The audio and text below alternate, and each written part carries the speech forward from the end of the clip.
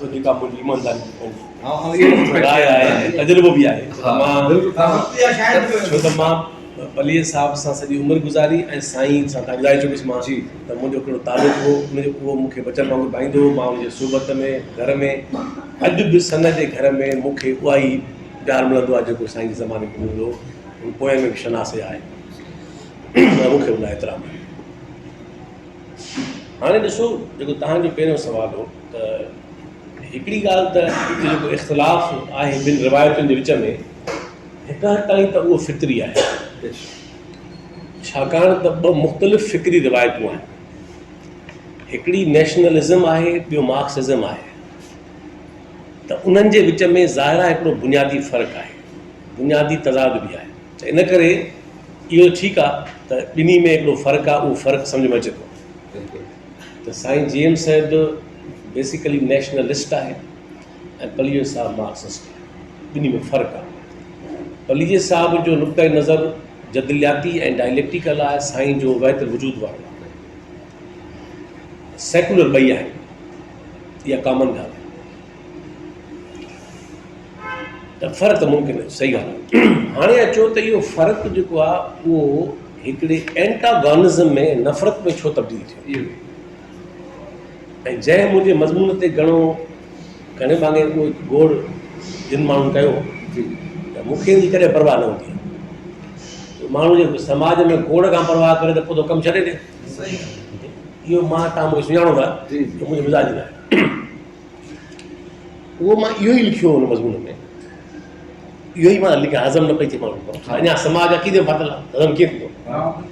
मां हुन में इहो लिखियो, मां हाणे बि चवंदुसि त मां केतिरा भेरा साईं जेम्स साहिब ऐं पलीअ साहिब खे रूबरू गॾु वेठोमांसि, गॾु हूंदो हुउसि, पलीअ साहिब सां गॾु हूंदो हुउसि त माना ईअं बि हुयो त पलीअ साहिब सां मां गॾु वियो आहियां त साईं वटि मिलण विया आहियूं, त पलीअ साहिब ऐं साईं जेम्स कचहरी कनि था, वेठा आहियूं, असां वेठा आहियूं। इहे केतिरा भेरा ईअं आहे। मां तव्हांजो मिसाल थो ॾियां, ताज जो हिकिड़ो शाइरी वठो, कॾहिं ताज मिले त उन खां पक वठिजो त इहा ॻाल्हि जावी दुरुस्त कई आहे। पलीअ साहिब खे सन में हलियो बुखार थी वियुसि। पलीअ साहिब खे चवंदो साईं जेम्स रसूल बख़्श, पलीअ साहिब खे चवंदो मियां रसूल बख़्श। पलीअ साईं जेम्स पुराणो माण्हू आहे उन ज़माने में त मियां रसूल बख़्श, पर साम्हूं रसूल बख़्श, मियां रसूल बख़्श। ऐं पलीअ साहिब खे बुखार अची वियो करो, पलीअ साहिब चयो त मां वञी थोरी देरि सुम्हां। पलीअ साहिब वञी पुराणी दरिया वारी उतां ते सुतो। साईं जेम्स साहिब कलाकु ॾेढ खां पोइ हिन हथ में खीर जो गिलास, हिन हथ में टेबलेट खणी अचे पलीअ साहिब जे मथां बीठो, चई त रसूल बख़्श उथी दवा खा खीर सां। ताजो शाइर आहे त पलीअ साहिब जो उथियो कि मां तव्हां मंज़र ॿुधायां त साम्हूं हिकु ॿिए जो ईअं बि एतिराम कंदा हुआ।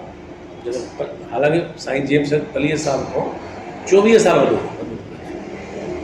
24 साल वॾो, ठीकु आहे। त पलीअ साहिब जो उथियो त पलीअ साहिब जी चपल जेका आहे उहा हेॾे होॾे थी वई। उहा साईं खीर रखे पाण चपल सोरे गॾु करे पलीअ साहिब खे ॾिनी। इहा वॾाई आहे। ऐं रूबरू हिक ॿिए जो इंतिहाई एतिराम बि कंदा ऐं बहस एॾा घणा मां कॾहिं वेठा हुआ, सची ॻाल्हि इहा आहे। रूबरू माण्हुनि खे सवाइ सिंध क़ौमी इतिहाद जे बाक़ी माण्हुनि खे कॾहिं बि ईअं अकेला पे वेही कचहरियूं थींदियूं, ॻाल्हियूं थींदियूं, इख़्तिलाफ़ बि दोस्ताने जलसनि में गॾु हूंदा घटि साईं नज़र बंदो पलीअ साहिब थियो। त इन करे रूबरू हुननि जे विच में तालुक़ु तमामु सुठो। ॿी ॻाल्हि ईअं मां मुतफ़िक़ न आहियां त को ॿिन्ही पासे किताब पढ़ण जी मना चले। मिसाल मां पलीअ साहिब सां सॼी गॾु रहियुसि, हिकु दफ़ो मूंखे यादि न आहे, मां ज़िमेदार आहियां, हिकु दफ़ो बि यादि न आहे 33 सालनि जी रफ़ाकत में त हुन हिकु दफ़ो थो चवां कॾहिं चयो हुजे त किताब न पढ़ो जेम्स साहिब। हा, हिकिड़े किताब जो रेफरेंस उहो हमेशह ॾींदो ऐं चवंदो पढ़ो, उहो पैगाम पैगाम। पलीअ साहिब जी का गुफ़्तगू न हूंदी लतीफ़ साईं ते जंहिंमें ज़िक्र न कंदो। वरी तव्हां ॿिए बार चओ त साईं जेम्स सैद खां तंहिं ज़माने GS महाज़ हुयो, त GS महाज़ ठाहियो 72 में, अॻिते वरी पोइ 7-8 साल एक्टिव न हो, वरी 80s में ॿीहर मुनज़िम थियो, 72 में ठहियो, 6-7 साल एक्टिव न हो, पोइ वरी एक्टिव थियो जॾहिं आरिसा साहिबु चूंडियो सदर में, त चयो वियो त हाणे असांखे निसाब ठाहिणो पवंदो किताब, पहिरियों उहा निसाब जी लिस्ट ठाहे साईं जेम्स सैद खे ॾिनऊं, त उन में साईं जेम्स सैद चयो त मियां रसूल बख़्श जा किताबनि में शामिलु कयो।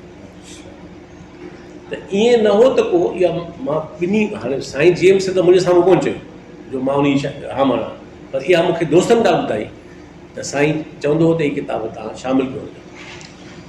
अञा ताईं ॻाल्हि ॿुधायां, साईं वारनि हिकिड़ी लतीफ़ साईं ते वेहकू शुरू कराई, त उन में नाला लिखियऊं त केरु केरु ॻाल्हि आहे, त इहा मूंखे दोस्तनि ॻाल्हि ॿुधाई, सीनियर दोस्तनि ॻाल्हि ॿुधाई त साईं उन्हनि खे चयो त रसूल बख़्श खां लेक्चर करायो, छो त लतीफ़ ॼाणो वॾो, त माना हिकिड़ो तालुक़ु हुयो, पर ज़ाहिर हाणे सियासत हिकिड़ी बेरहम शइ आहे।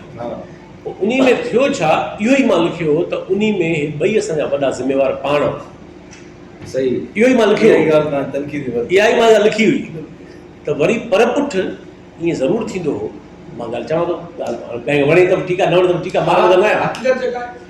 साईं बि पर पुठ सुठनि लफ़्ज़नि सां यादि बि कंदो हो, पर केतिरनि मौक़नि ते सख़्तु तलख़ लहजे में ॻाल्हाईंदो हो। पलीअ साहिब लाइ ईअं ई पलीअ साहिब बि केतिरनि जायुनि ते हुनजा सुठा हवाला ॾींदो ऐं केतिरनि जायुनि ते हुनजे बारे में सख़्तु लहजे कंदो।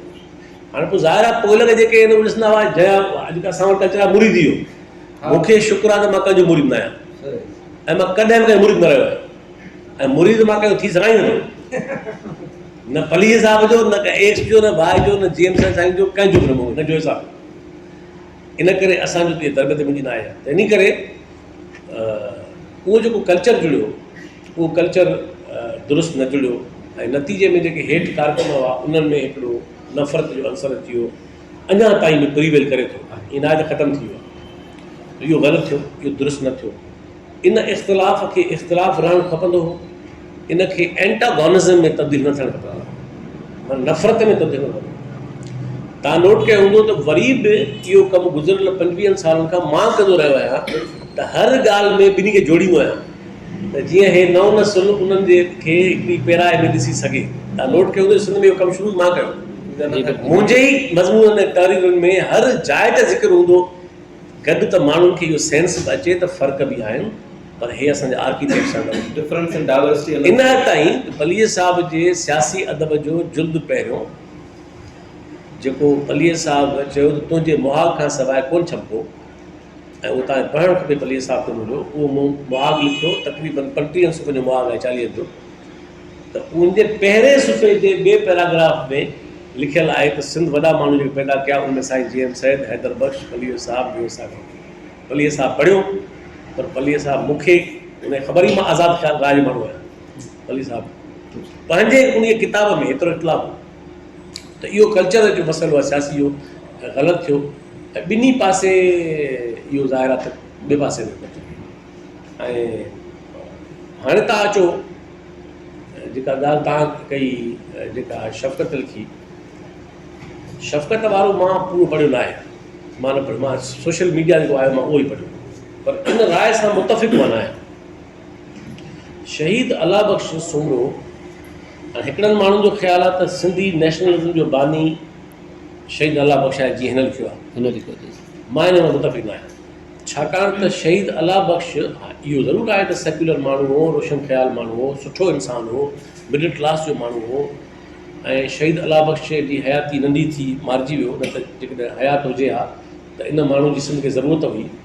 साईं जेम्स सैद लिखियो आहे त मां 3 भेरा अला बख़्श खे वठी वियुसि जिनाह सां मिलाइण, छो साईं खे अंदाज़ो हो त हीउ तमामु ब्रिलियंट माण्हू ऐं हिन जी ज़रूरत आहे, ऐं जिनाह सां 1 to 1 मीटिंग करायूं, अला बख़्श चयो त न मां क़बूल आहे, साईं लिखियो पाण, त इन करे पर मां सम्झां थो त अला बख़्श जो कंट्रीब्यूशन इहो मञियो वेंदो त वॾेरो न हो, मिडिल क्लास जो पहिरियों पॉलिटिशियन हो, सेक्युलर पॉलिटिशियन पहिरियों उहो ई हो, इहो हुन कंट्रीब्यूशन आहे। अलाह बख़्श जो सिंधी नेशनलिज़म जे तश्कील में कहिड़ो किरदारु आहे? कॾहिं को किताब लिखियईं, कॾहिं को फ़िक्र लिखियईं, कॾहिं को ॿी शइ कयईं। इन करे हू फ़क़ति हुकूमत में रहियो मुख़्तसिर वक़्त जे लाइ, उहा बि कांग्रेस जी हिमायत सां। इन करे उनखे हाणे एॾो वॾो तारीख़ में प्लेस ॾियणु, इहा प्लेस साईं जी एम सैद जी ई आहे जेका हुन खां खसणु मुमकिन न आहे। ॿियो माण्हू बि हवाले तो ॾींदो आहे, उहा हैशू कयल रहमान। हाणे मसइलो इहो आहे, साईं जी एम सैद लिखी चई छॾियो त उहो मुंहिंजो सियासी उस्तादु आहे। ठीकु आहे, ईअं साईं अलामा काज़ी खे बि चयो आहे मुंहिंजो उस्तादु आहे, त ॿुधायो त साईं लिखियो आहे त जेके मुंहिंजियूं ख़ूबियूं आहिनि सभु हुनजूं ऐं मुंहिंजूं ख़राबियूं मुंहिंजियूं हिसाबु लॻायो। त हशू इहो हिकिड़े वॾे माण्हू जी निशानी आहे त वज़रदारी आहे, त जेको माण्हू सीनियर आहे, जंहिंसां हुनजो प्यारु रहियो आहे, जंहिं हुनखे शुरू में सम्झायो आहे, त हुन चयो आहे मुंहिंजे उस्ताद में शुमार आहे। इहे उन ज़माने जो दस्तूर हो। पर हशू कयल रहमानी जंहिं लाइ मूंखे बेपनाह इज़त एतिराम आहे, उन जा मां सॼियूं तहरीरूं पढ़ियूं आहिनि जेकी छपिजी वियूं आहिनि, अंग्रेज़ी में पाण सिंधी में अची वियूं आहिनि। उनजो मूंखे आलमाना मयार नज़र नथो अचे, उहो वधीक जर्नलिज़म आहे।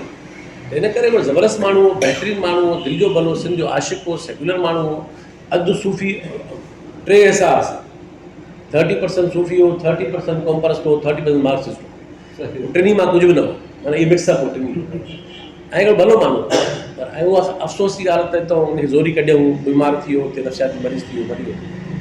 पर उनजो को अहिड़ो कंट्रीब्यूशन जंहिंमें उनखे जदीद सिंधी बानी इहो दुरुस्त ॻाल्हि नथो। हा, साईं खे इन्फ्लुएंस कई, ठीकु आहे, इहो थी सघे थो, ठीकु आहे न, इहो ठीकु आहे। पर उन खे इहो तारीख़ में मक़ाम ॾिजे। त इन करे नेशनलिज़म में जेकॾहिं के माण्हू सिंध जा ॿ आर्किटेक्ट आहिनि त फ़क़ति ॿ नेशनलिज़म में, उहो साईं जी एम सैद ऐं जोए साहब, इन्हनि माण्हुनि जो वॾे मोल कयो। हा, क़ौमी सवाल नेशनलिज़म खां सवाइ उनजो वॾे में वॾो जेको मुबलिग़ आहे, जेको माण्हू अपलीस आहे, नेशनलिज़म जे ख़्याल खां न, पर मार्क्सिज़म जे क़ौमी हा, ॾिसो डेफिनेशन हीअ आहे, मां कल्ह बि इहा ॻाल्हि तव्हांखे ॿुधाई, मिस थी वई हूंदी, त नेशनलिज़म जी जेका नज़रियो आहे उनजो तजियो इहो आहे त इंसान ज़ात जो बुनियादी तज़ाद क़ौमी आहे, ऐं इंसान ज़ात जो बुनियादी यूनिट बि क़ौम आहे। ऐं इहो चवण खां पोइ टियों नुक़्तो इहो आहे त हर क़ौम जो जी बुनियादी मंज़िल हिकिड़ी रियासत हथ करणु आहे, माना हिकिड़े वतन जी रियासत खे तश्कील करणु, इहो हर नेशनलिज़म जो अल्टीमेट प्रोजेक्ट आहे। इहो आहे नेशनलिज़म। मार्क्सिज़म उनजे भेट में मुख़्तलिफ़ उनजा ख़्याल आहिनि। कहिड़ा? नंबर पहिरीं ॻाल्हि त इंसानी तारीख़ जो बुनियादी तज़ाद क़ौमी न आहे, तबक़ाती आहे। क़ौमी आहे तमामु आम आहे, पर बुनियादी तज़ाद, दाइमी तज़ाद जेको आहे, लॉन्ग टर्म तज़ाद जेको आहे, उहो तबक़ाती आहे। छाकाणि त क़ौमी तज़ाद निबेरणु मुमकिन आहे सदी हिकिड़ी में, 50 साल मुमकिन आहे। तव्हां जुदा थी वञो, वतन वठो, पर तबक़ाती सुवाल नथो वञे। इन करे जेको पेरीनियल ऐं बुनियादी उहो तबक़ाती आहे, इहो फ़र्क़ु आहे हिकिड़ो, नंबर हिकु आहे। ॿियो त क़ौम जी निजात रुॻो आज़ादु जुग्राफियाई वतन में न आहे। क़ौमूं हिक ॿिए सां गॾु रही बि आज़ादु रही सघनि थियूं, जीअं कन्फीडरेशन आहे, जीअं फेडरेशन आहे। ईअं न आहे त को क़ौमुनि जे आज़ादी या ख़ुदमुख़्तारी जी शिकिल फ़क़ति आज़ादु वतन आहे। घण क़ौमी रियासतूं बि थी सघनि थियूं ऐं उन में बि क़ौमूं आज़ादु ऐं ख़ुदमुख़्तार रही सघनि थियूं। ॿी ॻाल्हि। ऐं टीं ॻाल्हि त जेको फ़र्क़ु आहे त क़ौमूं जेकॾहिं जुग्राफियाई तरह आज़ादु थी बि वयूं तॾहिं बि उहे तबक़ाती तरह आज़ादु कोन थींदियूं। त इहे फ़र्क़ु आहिनि दुनिया। इन करे तव्हां ॾिसंदो त इहो ई इन शयुनि खे सम्झाइण जो बुनियादी किताबु सुबुह थींदो आहे। उन में इहा बेसिक बि आहे। इन करे इहे फ़र्क़ु आहिनि। हाणे ॻाल्हि इहे फ़र्क़ु उहो सिंध जा न आहिनि, ग्लोबली जिते बि क़ौमी तरीक़ूं ऐं मार्क्सिस्ट तरीक़ूं हूंदियूं उन में फ़र्क़ु हूंदा। ठीकु आहे। त इन करे इहो फ़र्क़ु को हरूभरू असांजो डोमेस्टिक फ़र्क़ु न आहे। प्रॉब्लम इहो आहे त असांखे जेका असांजी नासमझी आहे उहा इहा आहे त असां चऊं था फ़क़ति हे सही आहे ऐं मुकमल तरह इहो ई सही आहे। बाबा समाज ने क़ौमुनि जी तारीख़ में मुख़्तलिफ़ शिकलियूं बीहंदियूं। सही सचल साईं हकीम